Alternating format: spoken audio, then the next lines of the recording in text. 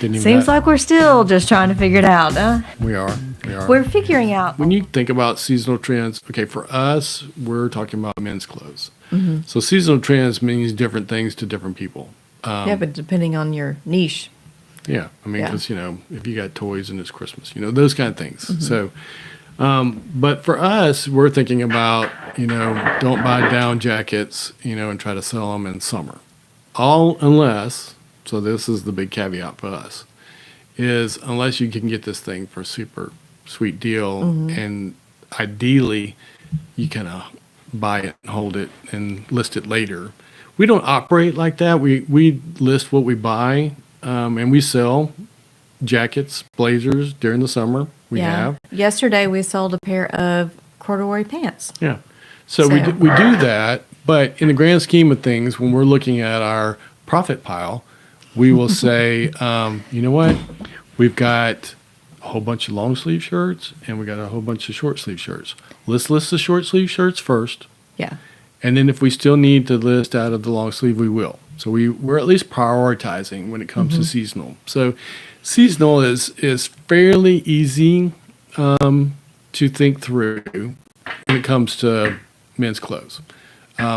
We do know people, and I mentioned this before, they will buy stuff because you can get coats cheaper this time of year.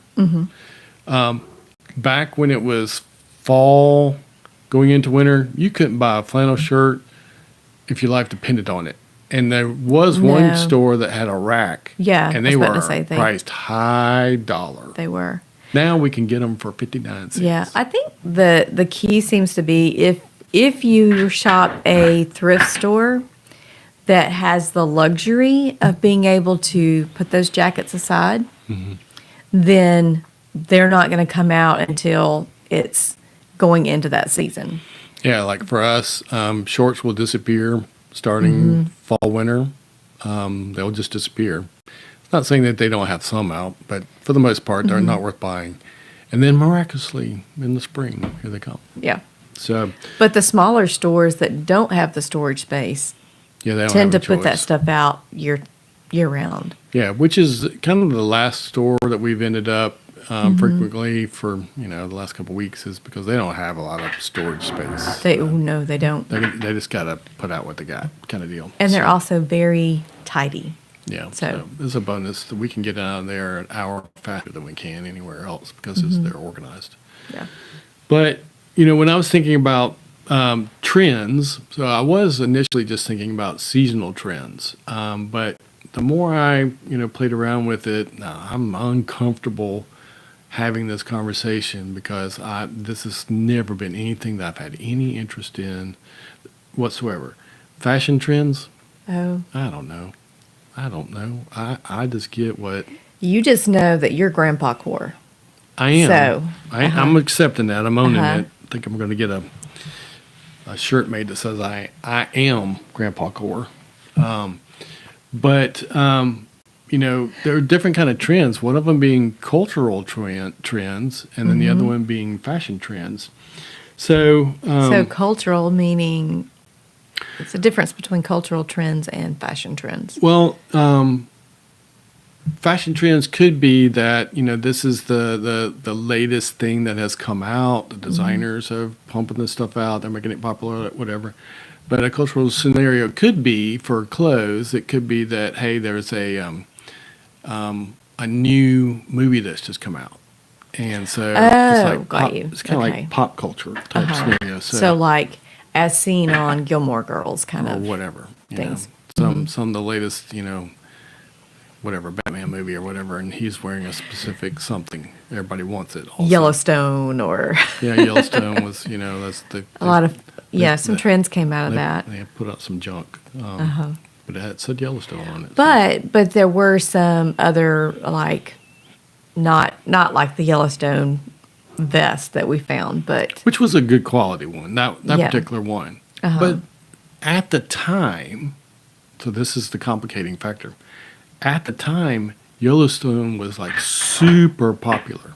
Now today, not so much. I don't know that we would sell that vest as quickly for a good price because it kind of ended, and they even kind of messed up trying to end the last season and all that kind of stuff. I don't know. And so even we didn't see the last, 5 or 6 episodes of that because of the changing of which channel you get it on, and all that stuff. So all that is part of pop culture. So we have a jacket. Would like MAGA hats fall in that category? I'm assuming I'm uncomfortable having this conversation because I don't really think about it that much. I do know that we bought a jacket one time, not something we would typically pick up, but it was some rapper, and it was a nice quality jacket. And I, at the time, I think I even comped it, and I was like, "Ooh, this is worth something." And guess what? We haven't had it. It's still not sold. I don't know who this person is really, and we would not typically have picked it up. But this is where we weren't niched at the time. The trend is kind of past now. So, the problem is that some people, like, say the Olympics are coming up. You start looking at different things that you normally don't look at when the Olympics are not coming up. Okay. We did sell a couple of Olympic training jackets back in the time period. It was a long time ago. But those things become attractive or not attractive. Maybe there's a Hawaiian shirt that some cop show you like to watch. That guy is always wearing that particular shirt. But then, that show ends and they never have any more of that show ever again. Well, then that's no longer, a cultural trend kind of deal. So when you're looking at different cycles, you would have to keep track of some of this. So we, at least, me, I don't look at all the social medias. I do look at X. That's not really a place where you find stuff about fashion trends.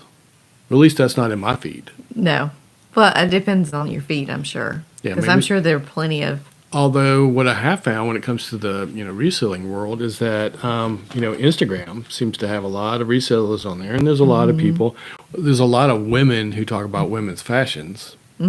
So if you are familiar with the Vendu blog, there's the different cores that are on there, and so there's definitely people who will show stuff that they've found based on, hey, this fits this core and this fits that core. We actually, when it comes to keywords, are probably moving away from all the core stuff because we are a little more focused on the grandpa stuff. So we're trying to use things that, someone like me would be searching for. Yeah, I think it depends on the item that you're selling, knowing who your buyers are. And our buyers are not fashion trend followers. They are, the guy who's been wearing the same brand of Carhartt pants or shorts. And he wants the same one. He wants the same style. And they don't make that style anymore. That's a lot of what we sell. So there are a lot of BOLO lists that a lot of sellers can use effectively. And they don't necessarily work very well for us. Not when the BOLO list is from someone that's focused on a different age group or fashion trends or whatever. So know your customers. Yeah. So like there's some stuff that's event driven. So for instance, now's not a terrible time if you're trying to sell NASCAR stuff. Oh, yeah.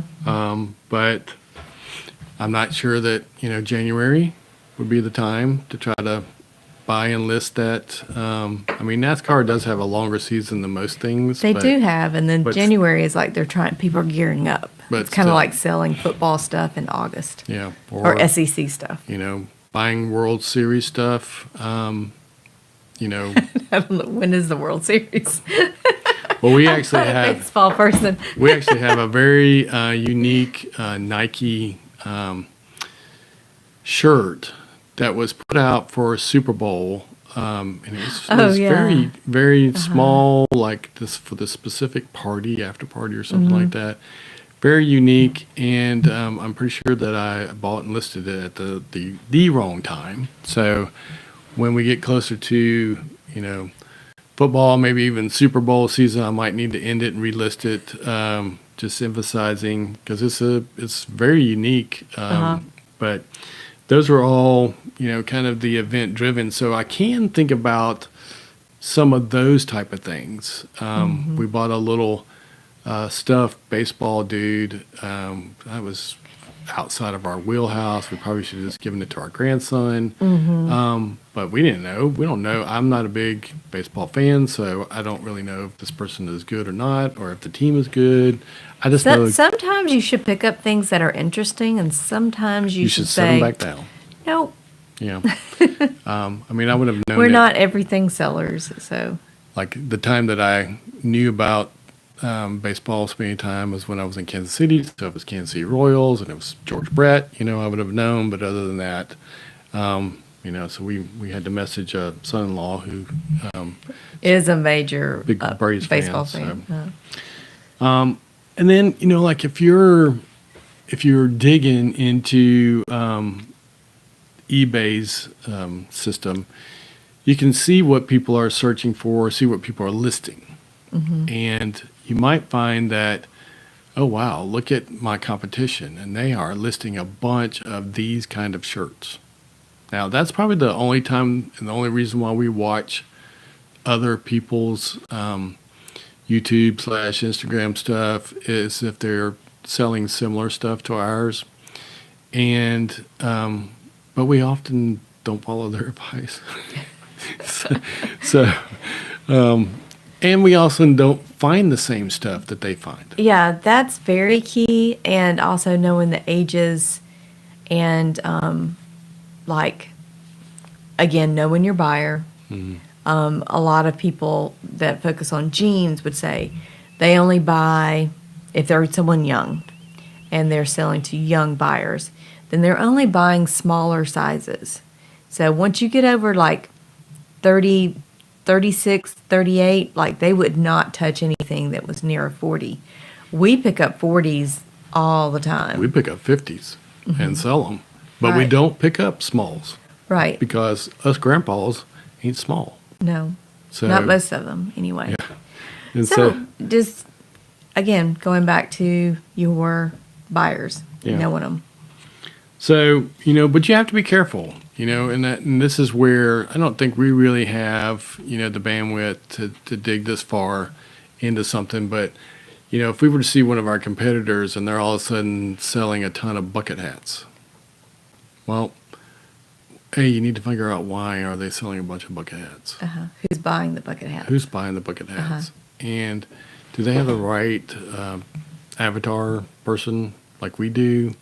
I don't know, but just because our competition is selling a bucket hat doesn't mean that we need to buy and sell bucket hats. And what if we tried to follow them blindly and bought 100 bucket hats and didn't sell any because our people were like, what's with the bucket hats? But we sell some ties, Right. So, But we might sell bucket hats because grandpas like fish. Sometimes. although, grandpa core, in my mind, remember I told you all this before, is that in my mind, grandpa core was my grandfather. So that's two more generations past me, that's not what grandpa core is anymore. So, I don't know that Who determines who I grandpa never is? was a bucket hat person. So, No. anyway, I probably should have been on job sites, but I didn't. Right. So, I do see the benefit. Well, Swamp Picker says he sells 90% Bucket of hats? anything. 90% of anything. Because he looks it up on the phone. So he's in everything. Oh, he seller. does that? Yeah. And for us, maybe it's just because of how we're wired. But, How he's wired. well, you don't want to look up random stuff. You don't even want to No, do women's I'd- clothes. And you're a woman. No. Because, because I'm not a trend follower. So I'm not going to be, I'm just not, it takes a lot of energy. I think women who, resellers who sell to women who are following fashion trends, you just have to constantly do so much work to stay up to date. Like our niche just kind of like I said, they've been wearing the same style pants for 20 years and they're happy with that. So they may die off before we, end our time on eBay, but Yeah. Now, I'm not saying that there's not a place for all that, because there's plenty of there is, people. yeah. I would think people that do stuff like retail arbitrage and that kind of stuff, like they're snatching stuff that Yeah. may still just be, a thing. And maybe it was a real big thing, a couple months ago. Now that store is saying, hey, this is no longer the thing. So they're dumping it. So the retail arbitrage guys are buying it just for the people who didn't get in on the very first thing. But there's a window. but they're still, it's So like they got to get it and they got to sell it. trends in New York City and Paris and places like that. Things hit there faster than they do middle America. So things that didn't sell in New York can a year later still sell in Kansas, Yeah, and this is the big deal for us. Like, when we were growing up, how we knew something was cool is that people bought it and wore it to school. We weren't checking Facebook or TikTok or Instagram or none of that stuff. So now you got to expect that trends are changing quick. So fast. Yep. And you may not have, if it was me, I wouldn't even know that was a trend before it already gone out of style. So anyway, Yeah. that's a different animal, and there's people that are wired that way, and they will, have to stay on it, because it's a grind, it's a hustle. You got to figure it out. You got to watch. You got to see. You got to test and prove that that's a thing.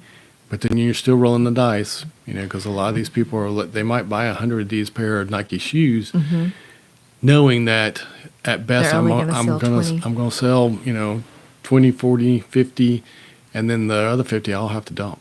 Right. So But I think that is part of the beauty of eBay, is that there's no two stores that are exactly the same. No two resellers are focused on the exact same thing. They don't have the same items to look at. They don't have the same buyers. So when somebody can be super focused on trading cards of some sort, where, they can't make money selling baseball gloves, but, someone over here is selling baseball gloves, or someone else is selling golf clubs, we don't have any business picking up golf clubs, because that's not who we're selling to. yeah, because like someone that sells bats. Well, back in the day, a wooden Louisville Slugger, that was a cool bat.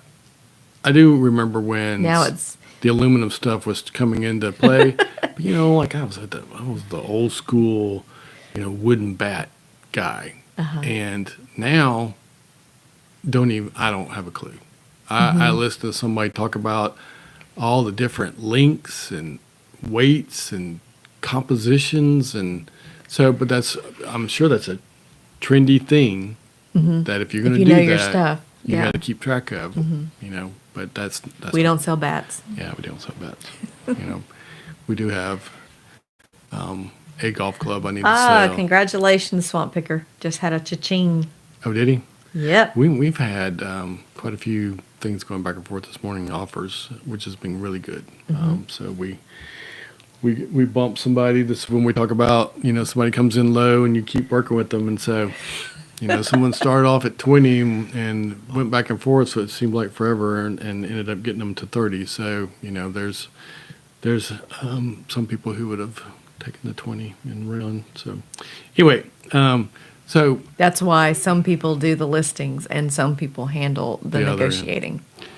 But, if you're going to do this, then you need to figure out the marketing hooks for doing that. So you would need to know that this is, this is the shirt that the $6 million man used to wear all the time. None of y'all know what I'm talking about, do you? I bet Swamp Picker does. Yeah. I think, are they bringing that back or something? I don't remember. I don't know. But I do remember having a conversation with our son last weekend about the $6 million man. And $6 and I million said, was a lot of money back then. we were explaining to him how a $6 million man sounded like just an astronomical amount of money when we were, in middle school. And that was a popular show. And he was like, that's just not a lot of money. Like, Yeah. what? Yeah. Anyway, I mean, it is a lot of money, but it's yeah. comparatively speaking. So, you would want to find, that, hey, this is the jacket the guy wore on tour, and you want something similar, or, maybe this golfer who just won an event, that kind of stuff. But, for us, we just realized that something that's just like really cutting edge, trendy or whatever is just not our thing. And so I will put some effort into learning, but I'm a lot more concerned about the average person's everyday need, as opposed to, a bunch of people are buying this watch right now, and then they're not. And we've seen over and over again how things will go from super expensive to worthless. Yeah. So. Yeah, there's some things that we pick up that we are like, these are quality. Yeah, and that's our problem is these were high end back in the day, and they're not anymore. So I do think there's some education we need to do with people to say, okay, maybe the brand is not nearly as cool as it was, but this is a well-made shirt, but that's a different story. So, anyway, these are things that, can give you a competitive edge if you can stay ahead of the trend, especially if you can be the first person out the door, and snatch. Never us. Never us. I'm trying to remember that couple, they were buying these little figures. They're about this big, and they had the big block head to them or whatever. And, when they first started buying them, and they were buying like carloads, truckloads full of them and selling Hundreds of them at a time. and now they don't buy them anymore. So it's that quickly that it's changed for that. Just since we've been watching them? Yeah. It hasn't even been that long. I don't even remember what those were called, but Yeah, I don't either. But whatever it was, it went from them buying, hundreds to they don't pick them up at all, period. Not even for whatnot. So, so anyway, if you're trying to leverage stuff like cultural and fashion trends, you have to stay informed. And that's probably another thing is that, I personally don't spend a lot of time on Instagram. I barely am on Facebook. And we don't watch regular TV. So I'm not really going to be, I'd have to really work at being informed about fashion. So not for me, but for someone else, you would need to stay informed because you need to know when things are coming in and coming out and operate quickly. And what? And, operate quickly. Yeah. And then, you need to analyze your data. So this goes back to tracking your stuff. If you know that this time of year, I sell a bunch of these, but then I don't sell them any other time. But this time of year, I sell hundreds of them. Well, then that affects how you source, when you list, all kinds of things that, can play into, your future methods. So, also means that you would have to source quickly. You would need to know, specifically, I would like to do a little more retail arbitrage, but there's a period of time when that's a really big deal, and then there's a period of time when it kind of dies.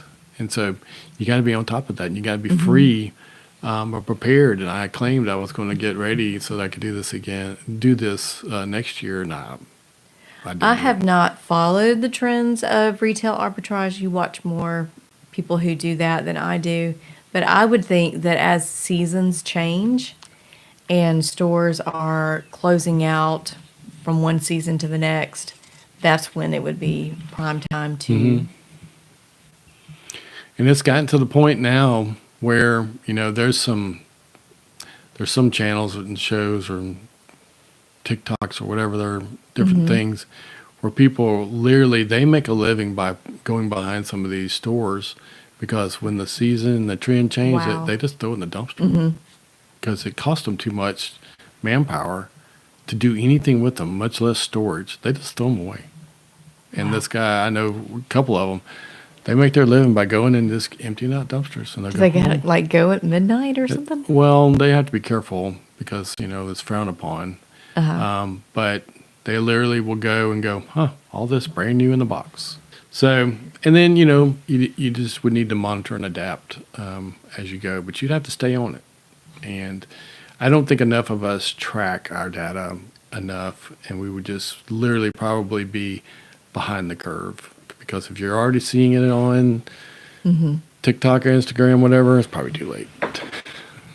If your store, you know, is geared that way, then, you know, you just have to stay ahead of it. But that kind of moves into hustle culture, which for us, the older we It's get, not what we're looking for. yeah. And so, but if you're young and you're already into it anyway, you know, that's people make good money staying on top of those trends. So, anyway, there's just a lot to think of, more than just seasonal, which is all I ever thought about before.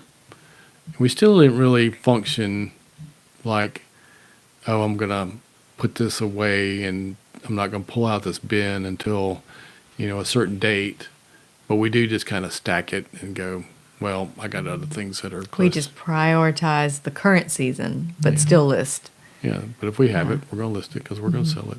Yeah. So, And we basically source 1 day a week. So we kind of it's like our truck comes in, you know, we get an influx for the week, and it's going to typically be a mixture.